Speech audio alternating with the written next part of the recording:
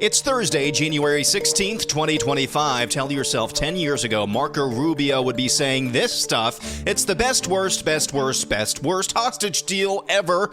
And there's much more to the story in Minnesota. Next on the AM Update. An oligarchy is taking shape in America of extreme wealth, power, and influence that literally threatens our entire democracy. If we stay on the road we're on right now, in less than 10 years, virtually everything that matters to us in life will depend on whether China will allow us to have it or not. The post-war global order is not just obsolete, it is now a weapon being used against us. So will everyone be held to an equal, fair system of justice if I am the next Attorney General? Absolutely. Credit for this, Mr. President, you or Trump? Is that a joke? Confirmation hearing season continued yesterday. Notable confirmation hearings: Marco Rubio for Secretary of State and Pam Bondi for Attorney General. Here's Marco Rubio in his opening statements talking about the specter of China. If we stay on the road we're on right now, in less than 10 years, virtually everything that matters to us in life will depend on whether China will allow us to have it or not. Everything from the blood pressure medicine we take to what movies we get to watch, and everything in between, we will depend on China for it. They have come to dominate the critical mineral industry supplies throughout the world. Everywhere in the world, they've now established critical mineral rights. Even those who want to see more electric cars, no matter where you make them, those batteries are almost entirely dependent on the ability of the Chinese and the willingness of the Chinese Communist Party to produce it and export it to you. And then there's this. Marco Rubio went very deep with this commentary in his opening statement about what it means to be a sovereign nation. Tell yourself any Secretary of State, nominee or otherwise, of the United States over the past 20 years would say this. Tell yourself that Marco Rubio, who was 10 years ago considered one of the best and most conservative senators, although that is up for debate, tell yourself 10 years ago that Marco Rubio in the year of our Lord 2025 would be saying the type of things that you hear him say here. Out of the triumphalism of the end of the long Cold War emerged a bipartisan consensus. And this consensus was that we had reached the end of history, that all of the nations of the world would now become members of the democratic Western-led community, that a foreign policy that served the national interest could now be replaced by one that served the liberal world order, and that all mankind was now destined to abandon national sovereignty and national identity and would instead become one human family and citizens of the world. The post-war global order is not just obsolete, it is now a weapon being used against us.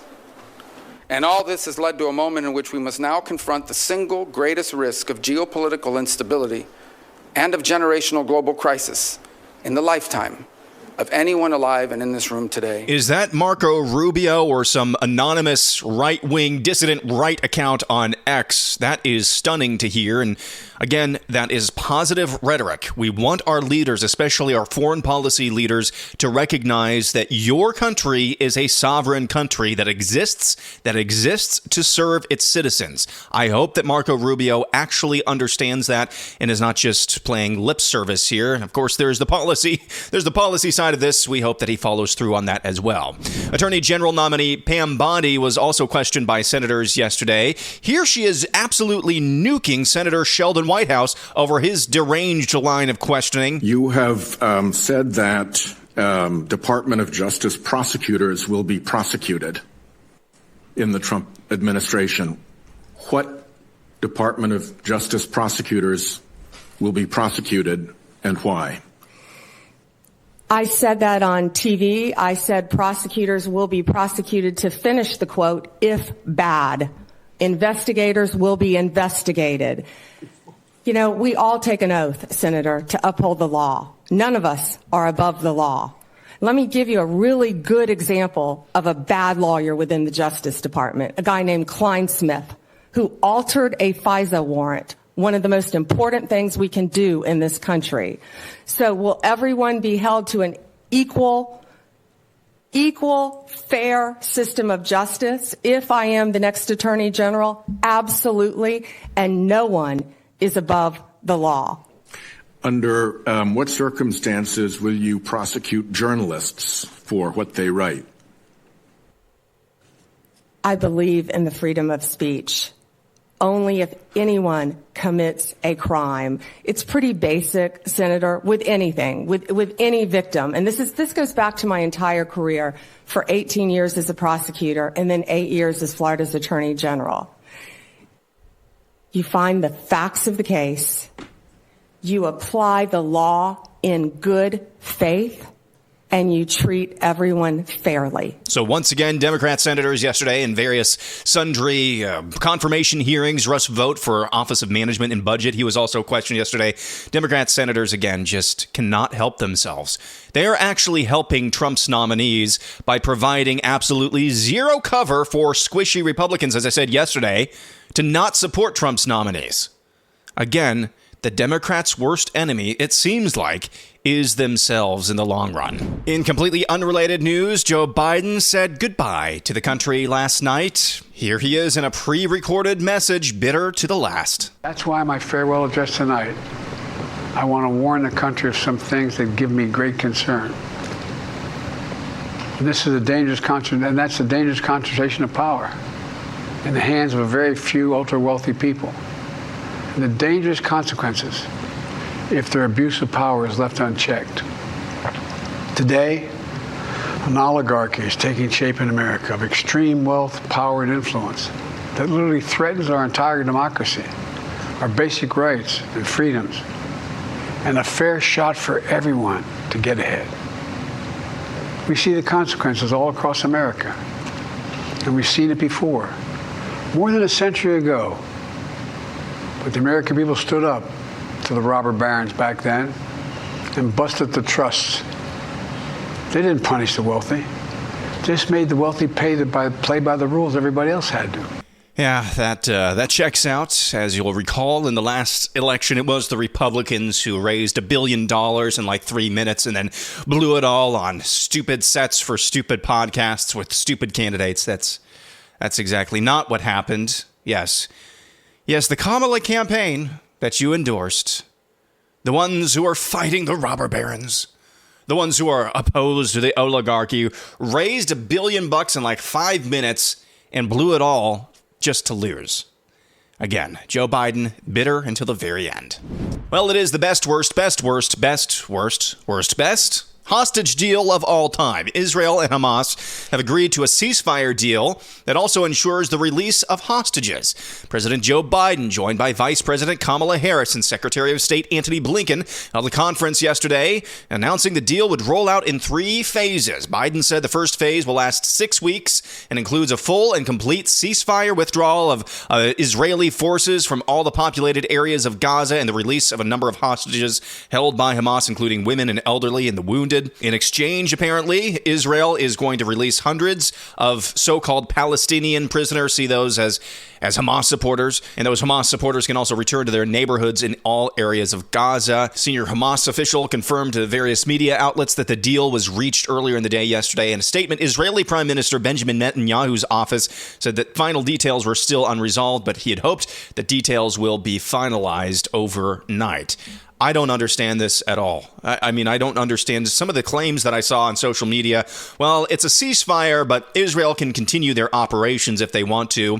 Well, no American hostages are going to be returned except for 2 or 3 or something like that. We're going to release over 1,000 Hamas supporters so that they can go back to Gaza. It's the worst deal. It's the best deal. It was accomplished because of Donald Trump. It was accomplished because of Joe Biden. In fact, Joe Biden at that press conference yesterday seemed to indicate that it was his doing that this even got across the finish line. Thank you. Who takes credit for this, Mr. President, you or Trump? Is that a joke? So, yeah, is that a joke? I did this. Oh, it was all me. But even Biden's own State Department in a separate press conference explicitly thanked the Trump team and said that they couldn't have done this deal without them. When it comes to the involvement of President-elect Trump's team, it has been absolutely critical in getting this deal over the line. And it's been critical because, obviously, as I stand here today, this administration's term in office will expire in 5 days. And one of the things that we have always said about this deal is that when you get from stage 1 to stage 2, that the United States, Egypt, and Qatar are the guarantors of this deal. And Egypt and Qatar will push Hamas to stay at the bargaining table and to get from stage 1 to stage 2, and the United States will push Israel to stay at the bargaining table to get from phase 1 and phase 2. Of course, you'll remember back on December 2nd, Donald Trump posted on Truth Social, quote, "Everybody is talking about the hostages who are being held so violently, inhumanely, and against the will of the entire world in the Middle East, but it's all talk, no truth." He went on to say, "If the hostages are not released prior to January 20th, 2025, the date that I proudly assume office as President of the United States, there will be all hell to pay." Of course, now there is some sort of deal in motion that's unfolding now to release some hostages that Hamas has taken. Again, from a foreign policy and from a Netanyahu perspective as well, I can't imagine hearing some of the purported details of this hostage deal. I don't know why you just stop now. You've had so much success over the last 15 months in eradicating Hamas. I don't really understand it from his perspective, but again, we'll just watch this play out and unfold in real time. Coming up next, more arsonists arrested in California. TikTok says it's going bye-bye on Sunday, and red dye number 3 is getting banned. Hallelujah. That's coming up next.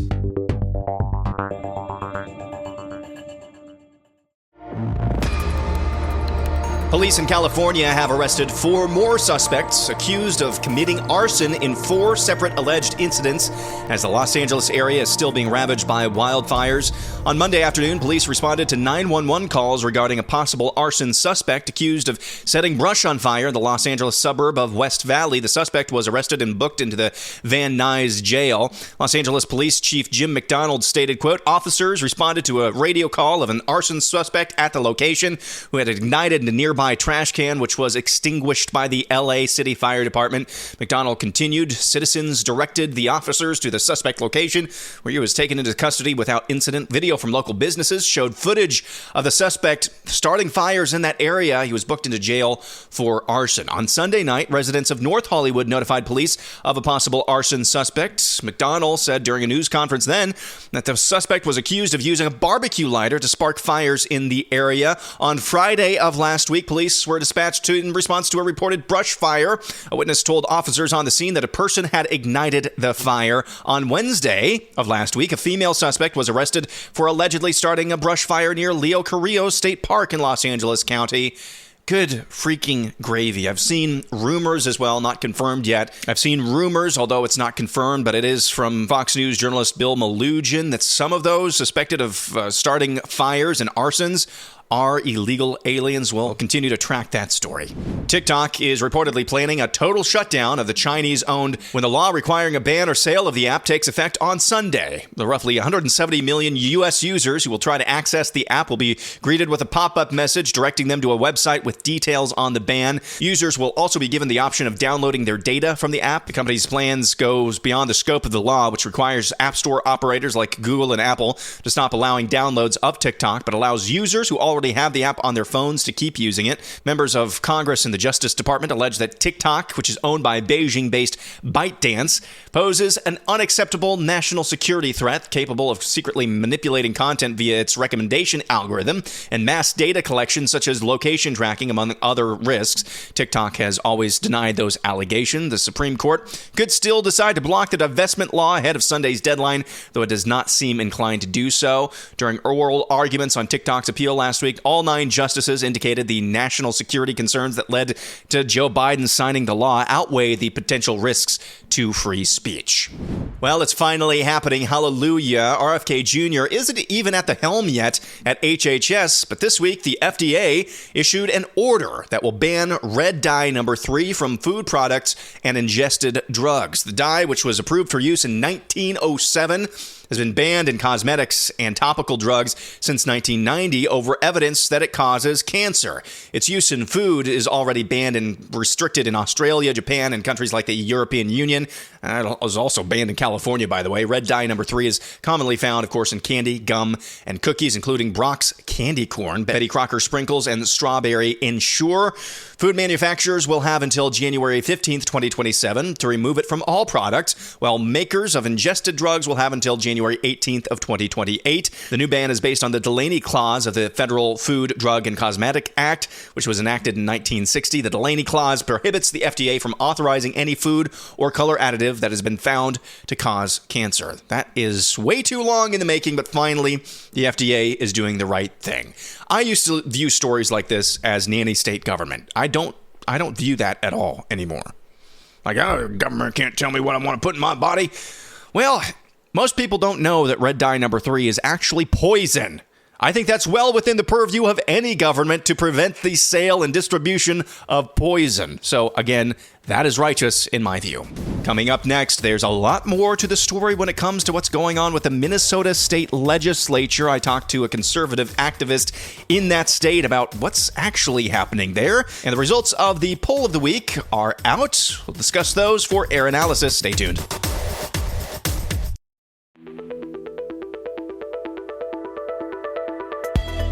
And now here's this. I am somewhere between unclear to very confused about what is happening with the Minnesota Legislature.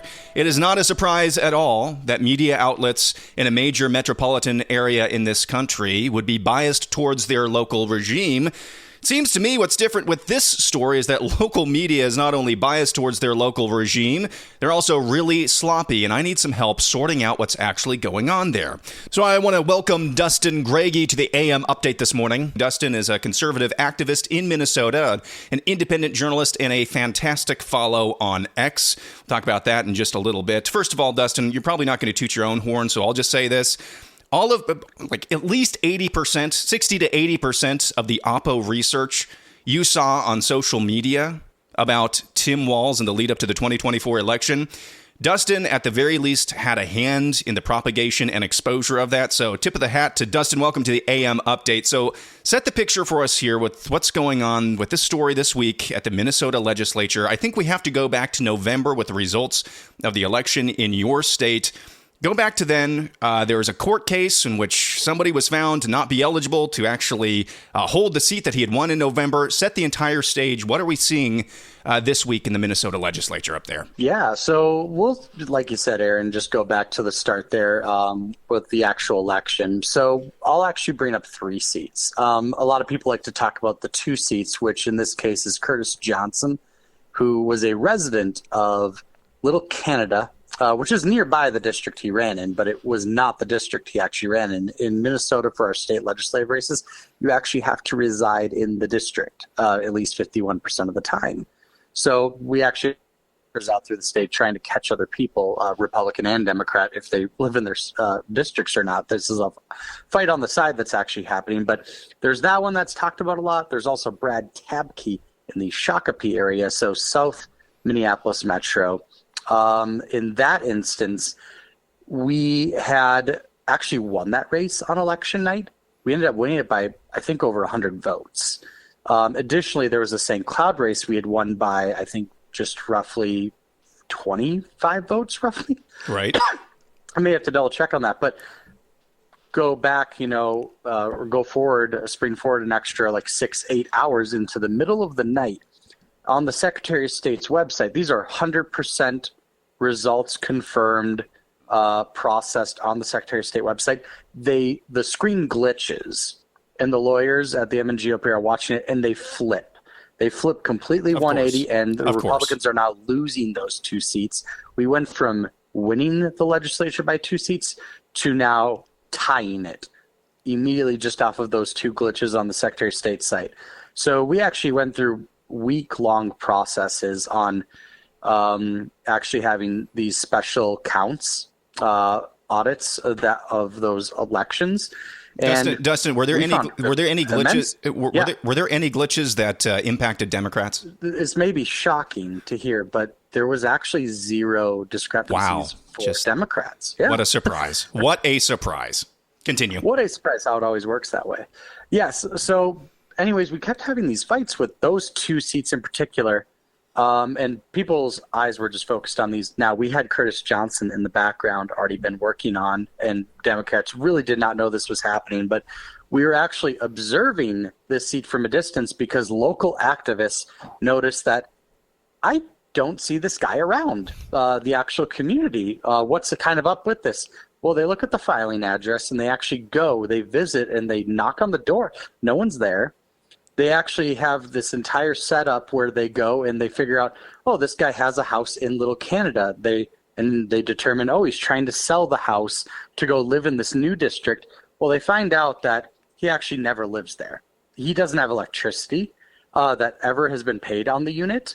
He doesn't actually have Wi-Fi in the unit. He claims in court that he just goes there, he eats dinner, and lays in his bed, and then he goes back out and campaigns the next day all day long in a district where Democrats win 75+% of the vote, by the way. So no, this isn't the case of he's out there campaigning hard. He just has to exist on the ballot. He's going to get reelected. Right. So they had a whole court case on this, ends up flipping him, disqualifying him from holding a seat. Well, now I'll just jump back over to the other two seats here. We ended up having these fights, but long story short, Democrats just plow the ground with everything, and we end up losing those recounts. Now come back to Curtis Johnson in that Little Canada area. They end up finding him ineligible, and now this is key because now there are only 133 election certificates in the state of Minnesota, not 134 because one is ineligible. Now we end up going, and now there's only 67 votes needed to reach a quorum, and this is now where we're at this week and what's occurring now. We only need 67 votes. Well, the legislature was tied 67-67 on election, well, the day after election, after these glitches. But now we have enough people to have a Republican speaker. We've elected Republican speakers in the past. This has happened one time before, I believe in the 70s or 80s. I'd have to double check that exactly. But Democrats ended up actually removing one of our members because they had a felony of some sort with campaign finance. They ended up removing that member. Then it was 67-66 back at that time. Democrats elected then a Democrat Speaker of the House. So this has happened before under their own precedent. Now, coming back to Tabke in particular, this recount was different from the St. Cloud one. It wasn't just simply a glitch. They ended up losing that seat by 14 votes, only 14 votes. And they later find out after, I think, the second round of reviews that 20 ballots were completely discarded, and we don't know where they went. So we have a margin of victory for the Democrats that is smaller than the missing ballots. Right. So now there's this fight going on the side. Now, Democrats are doing this, basically this PR game of, oh, Republicans are trying to remove a duly elected member in order to elect a Republican speaker. Well, that's not true. We actually already have the numbers. We have 67 votes. They have 66 due to Curtis Johnson cheating and claiming he lived in a district that he never did live in. So we have it just off of that. But Democrats are using this PR game with our local media and going, hey, local media who's had our backs and has held our weight for so many years, as the nation now knows, all this to oppo with Tim Walz that was never covered because our local media never covered it. Correct. Now they're doing the same thing again. Now, it's a lot harder for them to get away with this than it used to be because now we have these platforms to actually call them out, and we're doing that as we speak, which is great. But they are using this kind of red herring and holding this out, saying Republicans are trying to remove this duly elected member. Well, no, the legislature just recognizes that if you have a margin of victory of 14 votes, but 20 ballots went completely missing, regardless of what that judge, which is a Democrat judge, by the way, we should have another election for that seat. It's just too close. The inconsistencies are ridiculous. So it's not just. So it sounds like it's legitimate or not. Yeah, so, it sounds like this fight is not just the one fight over that state representative who is not actually eligible to have a seat. There's multiple fights going on here. Dustin, tell me about what happened on Sunday. Was it at the Minnesota Historical Society? Mm-hmm. What happened there? Yes, and thank you for reminding me of that, Aaron, because this is extremely key. So Tim Walz actually released a statement saying that this whole House Speaker fight was illegitimate and because we're currently not in session. Those were his words in the statement. He was completely silent, though, when 66 Democrats showed up to the Minnesota Historical Society in the dead of night on Sunday night. After hours closed, they ended up paying with campaign dollars from their campaigns to rent the space on Sunday night. And insult to injury, they were also closed Monday and Tuesday. So media couldn't even reach out to the Historical Society to ask questions about the event. Media was not informed of this swearing in process. And in our state constitution, it states the second Tuesday of the first month is when session can commence. So 2 days before the second Tuesday of the first month, they decide we're just going to swear in our members with a rogue judge who's retired, not inform the media, and we're going to claim that this is legitimately in session, even though you can only be sworn in the session period. They're now claiming this is, well, now they have quorum, even if they don't show up. It's a part of this whole scheme to actually try to block Lisa Dameth, who is the new Republican elected speaker. So it's another layer.